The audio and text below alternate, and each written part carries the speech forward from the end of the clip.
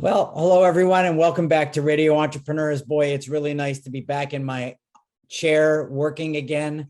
Been a lot going on in my world, as there is in a lot of other people's worlds. And glad to always have Mark Furman here, director of Tarlow, Hart, and Rodgers. We're going to talk today about, I've said to Mark, being an attorney, or I'm a management consultant, we're service people. Our clients, it's like the weather report every day. There's the stock market, there's inflation, there's supply and demand and product issues. There's employment issues. We're trying to find employees, employee laws changing.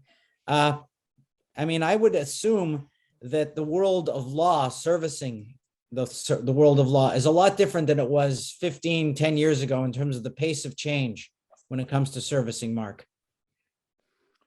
Well, there's been tremendous changes, but, we live in, I think, very exciting but very challenging times. And I think it's particular challenges for business owners, whether you own a law firm or management consulting firm, or you're a manufacturer, a retailer. Things change and so rapidly. Now we're dealing with tremendous challenges in terms of access to products, the cost of products, supply and demand issues, supply chain disruption issues from COVID, the challenge of finding and retaining great employees to help your business grow, the free mobility, the increased mobility for employees who many of whom can now work from anywhere, not just anywhere in the area, anywhere in the country, anywhere in the world. And these are really unprecedented times that way. So, a lot of the cases that I've been seeing recently have been companies who agreed to supply products, and those products are simply either not available or the price has quadrupled. And if they're able to obtain the product, they won't stay in business very long because the prices have gone through the roof due to shortages and, across a number of different industries. The employment issues are always important for businesses. I'll make my, if not weekly, bi-weekly pitch to make sure you consider employment practices insurance. Right now, we have to deal with, what are the rules regarding return to work? You're going to require vaccinations. How you're going to deal with religious exemptions? How you're going to deal with medical exemptions? Are you going to require testing for everyone, for unvaccinated people? What are the rules of the road for employers and workplaces in 2021 beyond? Do not have the feeling that COVID's going to have a hard stop in 2021. I think these types of issues are going to be with us for a while. And, the good thing I think is business owners and entrepreneurs are nimble. They make decisions. They make tons of decisions every day, or they don't stay in business very long. Good decisions, we hope. Good decisions with the help of management consultants like you, and hopefully lawyers and accountants, financial advisors. But they have to make decisions. It's different when you're in a bureaucracy. It's amazing, Mark. For me, because you mentioned management consultants, it used to be that, a year to year would be I'd be in an up economy or a down economy. And I used to say to people, I just like an economy that has change going on because I'm helping people to deal with change. But now we've been going through daily change for almost 2 years now. It's people real, and I don't see an end to it. I just see that's the new normal. The new normal is what's next. There's always something. And Absolutely. And I think this is where being aware of changes and the need to respond to changes is critical to the survival of businesses. I mean, I think in my career, the biggest companies in this state no longer exist. Digital Equipment Corporation, Wayne Corporation.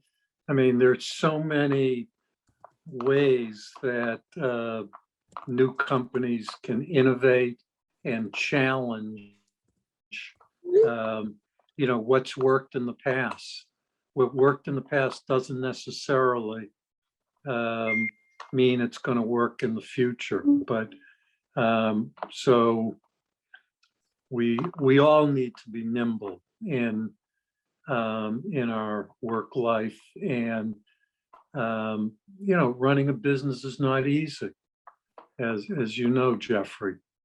But being ahead of the curve is what, in being realistic and not being overextended, those are just having emotional intelligence. Those are just some of the keys to successfully running a business. A client of mine used to like to say there's 3 rules in business: survive, survive, and don't forget the first 2 rules. Survival takes a lot in business, but it's also incredibly rewarding.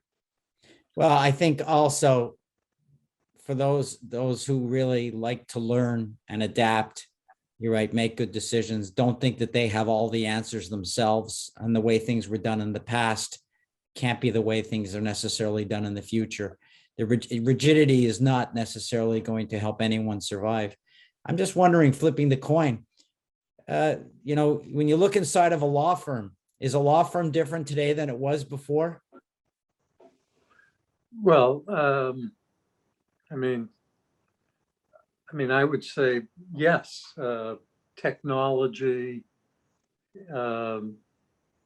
has created it's really a revolution in how law is practiced. And the pace of technology is astounding. I mean, I would say not too long ago, if the COVID-19 pandemic hit, economies, law firms, everything would have stopped. But because of technology, people were able to carry on. Business transactions kept occurring.